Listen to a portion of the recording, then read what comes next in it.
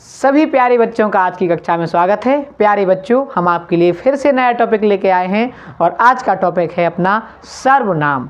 आज हम आपको क्या पढ़ाएंगे बेटा? आज अपन कवर करने वाले हैं सर्वनाम।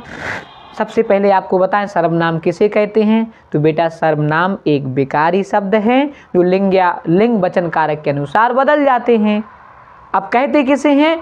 तो जो शब्द संज्ञा के स्थान पर प्रयोग किए जाते हैं उन्हें हम क्या कहते बेटा? सर्वनाम। देखो कैसे, जैसे हमने कहा राम इधर आओ। क्या कहा बेटा हमने? देखो यहाँ लिख रहे हैं हमने कहा राम इधर आओ।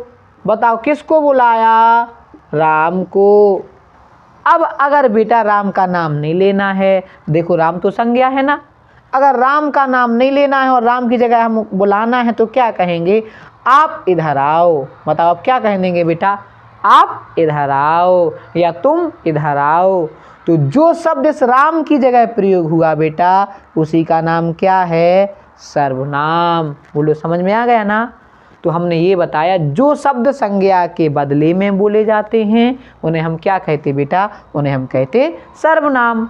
या तो आप देखो नाम से बुलाओ, रामू इधर आओ, या आप क्या कहेंगे? उसको बुलाओ यार, आप इधर आना, तुम इधर आना। ठीक है बेटा? तो जो शब्द संज्ञा के बदले में बोले जाते हैं उन्हें क्या कहते हैं? हम सर्वनाम। अब पेपर में आएगा कि सर्वनाम का शाब्दिक अर्थ क्या होता है, कई बार पूछ लिया जाता है बेटा। तो सर्वनाम का शाब्दिक अर्थ होता है सबका नाम। बताओ क्या होता है? सबका नाम। और आगे बढ़े, देखो सर्वनाम रूप या उत्पत्ति के आधार पे, प्यारे बेटा रूप या उत्पत्ति के आधार पे दो प्रकार का सर्वनाम होता है। एक तो मौलिक सर्वनाम और दूसरा यौगिक सर्वनाम। मौलिक सर्वनामों की संख्या है बेटा 11। मौलिक सर्वनाम कितने हैं? 11। देखो जो 6 सर्वनाम हमने अलग अलग बांटे ना, उन्हीं में हमने लिख दिए 11 सर्वनाम। यह वह कोई कुछ जो सो कौन क्या आप तू मैं। तो ये मौलिक सर्वनामों की संख्या है बेटा 11 और इन्हीं से बनते यौगिक सर्वनाम। जैसे मैं है तो मैं से क्या बन जाएगा? हम बन जाएगा, हमारा बन जाएगा। जैसे तुमसे तू। ठीक है, आप कह सकते। जैसे वह है उसे उन्होंने। तो इन्हीं से बेटा बनते यौगिक सर्वनाम।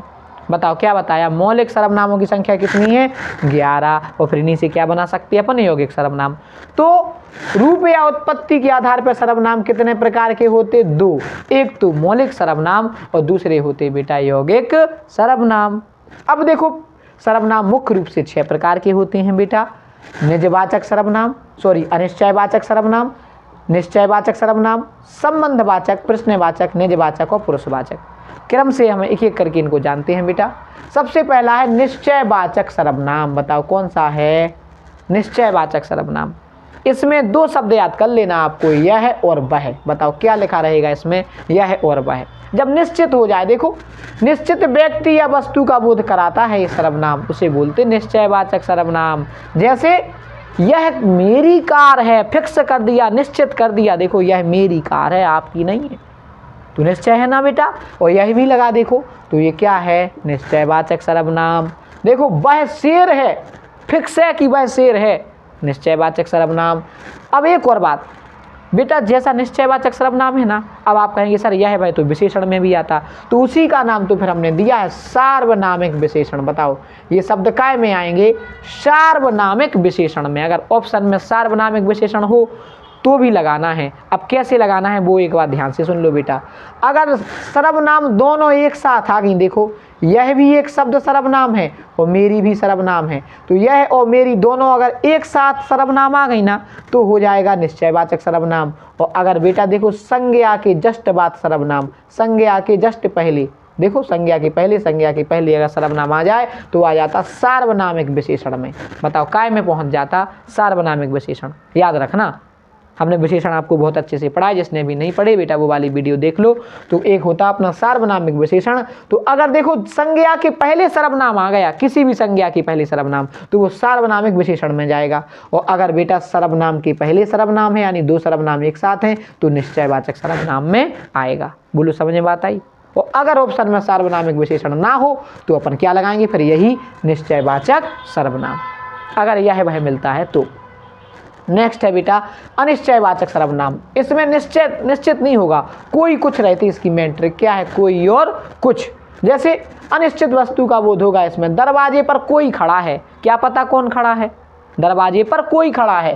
स्वाद में कुछ कमी है, अरे यार कुछ कमी है स्वाद में, तो इसमें क्या आएगा बेटा, कोई कुछ, यानी निश्चित नहीं रहेगा।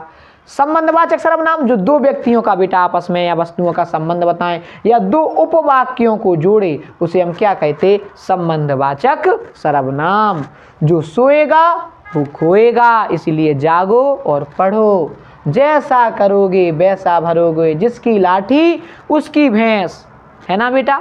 तो ये दोनों आपस में संबंध बताएंगे, जैसी करनी वैसी भरनी। तो ये आपस में क्या बता रहा है, एक दूसरे से संबंध। और इनमें क्या शब्द होंगे, जो और सो, और इनसे बने यौगिक शब्द भी, जिसकी लाठी उसकी भैंस, जो ही सो से तो बने हैं बेटा। तो ये संबंधवाचक सर्वनाम दो उपवाक्यों को जोड़ रहे। प्रश्नवाचक सर्वनाम, इसने प्रश्न पूछेगा कौन क्या, ये जरूर रहेगा। फिर आपका क्या नाम है साहब, तो क्या आ गया, देखो वहाँ कौन है, कौन आ गया ना, तो ये कौन सा हो गया बेटा, प्रश्नवाचक सर्वनाम। इसमें प्रश्न करेगा। निजवाचक सर्वनाम इसमें जरूर ही मिलेगा, खुद, स्वयं, अपने आप, स्वतः। देखो मैं अपने आप चला जाऊंगा, अपने आप जा रहा ना वो, तो इसमें अपने आप की बात होती, मैं खुद जाऊंगा, मैं स्वयं वह काम करूंगा, वह स्वतः अपना पाठ पढ़ेगा।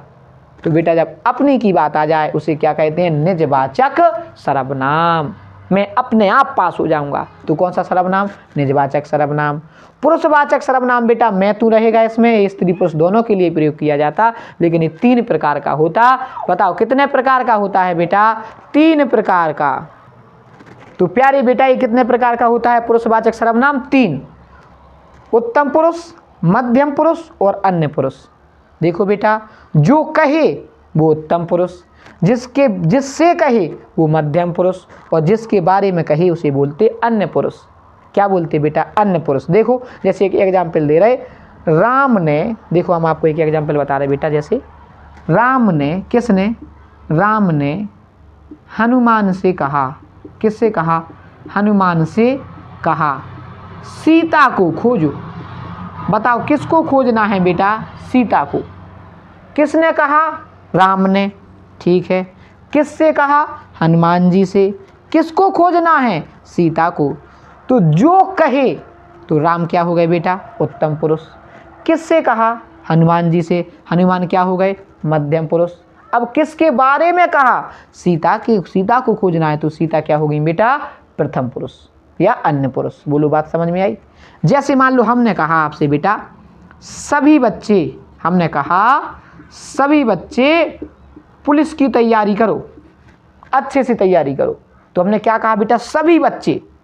देखो जैसे मान लो हमारा नाम है राम, तो राम ने, यहाँ से दोबारा से लिखे दे रहे, राम ने बच्चों से कहा, राम ने बच्चों से कहा पुलिस की तैयारी करो। किसकी तैयारी करनी है, पुलिस बनने की, आर्मी बनने की, डीएम एसटीएम बनने की।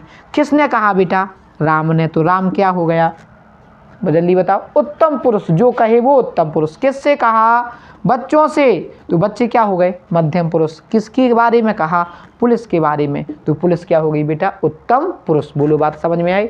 देखो यही लिखा, जो बोलने वाला है ना वक्ता, वो उत्तम पुरुष में आता। मैं, हम कारक वाली विभक्ति आ सकती, मेरा, मेरी, मुझे भी आ सकता। जैसे मैं काम करूँगा, तो क्या हो गया बेटा, उत्तम पुरुष। तुम्हें कहाँ जाना है, देखो उनसे बात कर रहा है ना, जिससे बोले श्रोता, सुनने वाला, वो मध्यम पुरुष। और बेटा जिसके बारे में, वह एक सज्जन व्यक्ति है, हम दूसरे के बारे में बता रहे ना, वह एक कैसा है, सज्जन व्यक्ति है, तो जिसके बारे में कहा जाए वो क्या है बेटा, अन्य पुरुष। बोलो बात समझ में आई। देखो एक बार और ध्यान से, जो बोले वो उत्तम पुरुष, जिससे बोले वो मध्यम पुरुष, और जिसके बारे में बोले उसे क्या बोलते हैं हम बेटा, अन्य पुरुष। तो आज हमने बेटा अपना टॉपिक कवर किया, जिसका नाम था सर्वनाम। और सर्वनाम के प्रकार पूछे तो कितने लगाना है, 6। सर्वनाम किसे कहते हैं, जो शब्द संज्ञा के बदले में बोले जाते हैं। बाकी हमने सभी आपको डिटेल से बताए हैं। धन्यवाद प्यारे बच्चों।